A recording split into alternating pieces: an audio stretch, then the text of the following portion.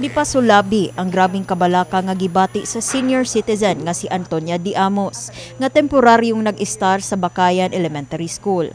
Apan karon, kinahanglan na sila mobalhin siyang pamilya ug laing evacuation center tungod gamiton na ang maong tunghaan subay sa pagbalik sa face-to-face classes.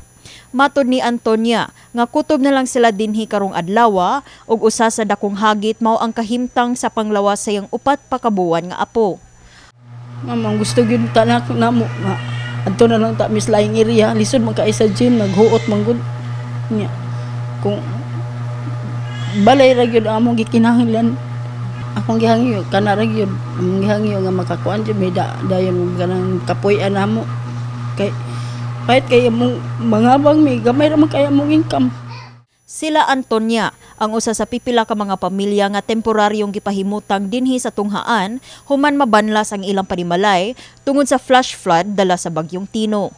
Giklaro sa nangu sa School Disaster Risk and Reduction Management, Lorna Espirito, nga dili na nila makaya sa eskwelahan ang pag-extend sa pagpagamit sa mga classroom sa evacuees tungod kinahanglan na mag face-to-face classes ang estudyante dinhi sa Bakayan sunod semana.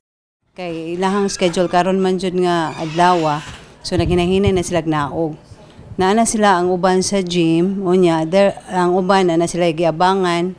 Unya karon ang amo ang schedule ron sa among klase kay bali granular mi kay wala pa man may vacant room, mag-disinfect pa man mi sa kuan kay 23 classrooms man tanan nga classrooms na kuan naman siya na utilize gyud siya sa evacuees. Nasuta sa MyTV Cebu News Team nga anaa sa kapin usa ka gatos ka mga pamilya o 700 ka mga individual ang natala nga mga evacuees sa elementary school nga karon gibalhin dinhi sa Bakayan Gym. Sa maong dapit, makita ang pagpanghatag gihapon sa LGUs ug non-government organization ug hinabang sama sa World Central Kitchen nga mihatag sa mga biktima og mga hot meals ug tubig ilimnon. Gani aron masulbad ang kahuot sa gym, usa sa mga gipanlantawang solusyon sa LGUs mao ang pagtukod sa tent cities nga makaakomodar og di mo menos og 40 ka pamilya. Mao kini ang area nga likod sa Bakayan Barangay Hall ang giplanong tukuran og tent city. Diin dinhi temporaryong ipahimutang ang mga na-displace nga mga residente sa Barangay Bakayan tungod sa kadaot nga nadala sa bagyong Tino ni atong Nobyembre 4, 2025. Ania dinhi ang mga sakop sa Division for Welfare of the Urban Poor sa Cebu City Hall aron sugdan ang ilang pag-survey ug pag-assess sa yutang gamiton alang sa temporaryong pagpuyo sa mga naapektuhang nga mga pamilya.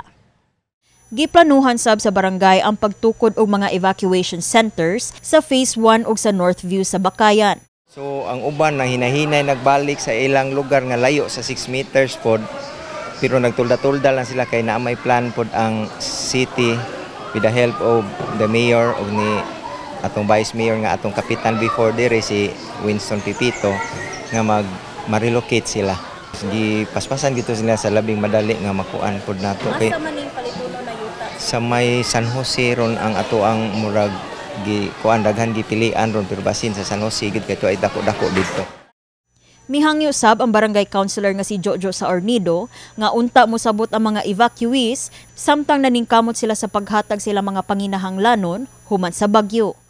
Standby lang sa ata kay naningkamot ron ang mayor, ang atong vice, ang barangay, ang official sa city nga mapahilon na gid sila nya unta mapaspasan pa nga basin next week makatemporary na ang kining gihimo nga tentron adto na sad ni sila didto unta.